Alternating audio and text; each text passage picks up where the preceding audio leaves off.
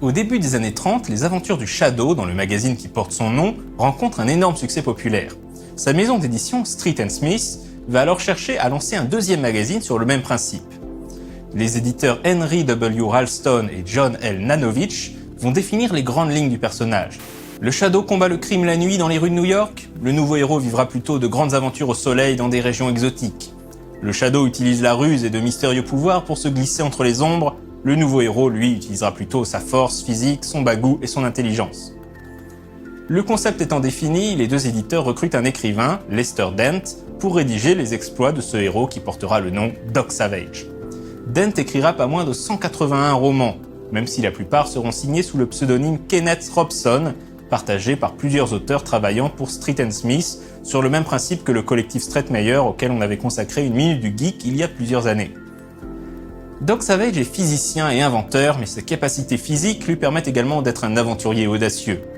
Son nom complet est Dr. Clark Savage Jr. Savage a été élevé par une communauté de scientifiques spécifiquement dans le but d'atteindre la perfection physique, intellectuelle et morale. Bien qu'il ne possède pas de super-pouvoirs, c'est un surhomme et un précurseur du concept de super-héros tout comme l'est le Shadow. Doc Savage mesure 1m98 et est caractérisé par sa peau basanée qui lui vaut le surnom d'homme de bronze, ainsi que ses yeux dorés. Son bureau se trouve au 86e étage d'un gratte-ciel new-yorkais qui n'est jamais nommé mais est probablement censé être l'Empire State Building.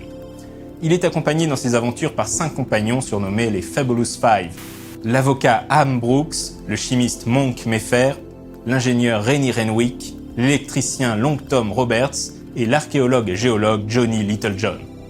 Dès 1934, Dent ajoutera un personnage féminin en la personne de Patricia Savage, la cousine de Doc, tout aussi intrépide que lui.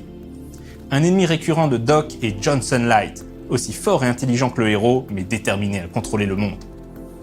Si Dent écrivait ses histoires à la chaîne en appliquant à la lettre une formule précise, il était plutôt imaginatif lorsqu'il s'agissait de décrire les inventions de Doc ou de ses ennemis. Plusieurs de ces inventions seront plus tard devenues une réalité, comme les avions de type aile volante, le répondeur, les lunettes infrarouges ou même la boîte de vitesse automatique pour les voitures. Certains concepts de Doc Savage seront également repris dans les comics. Doc possède ainsi une base secrète dans l'Arctique nommée la Forteresse de Solitude que Superman lui volera sans vergogne. Il est d'ailleurs probable que Superman se prénomme Clark en référence à Clark Savage, qui lui-même devait son prénom à l'acteur Clark Gable. En France, les aventures de Doc Savage ont été publiées dès 1935. Il avait alors été renommé Frank Sauvage. Doc Savage a été adapté au cinéma en 1975 avec Ron Ely dans le rôle titre. Le film, très kitsch, traite son sujet dans le même esprit que la série télé Batman des années 60. Ce sera un flop et une énorme déception pour les fans du personnage.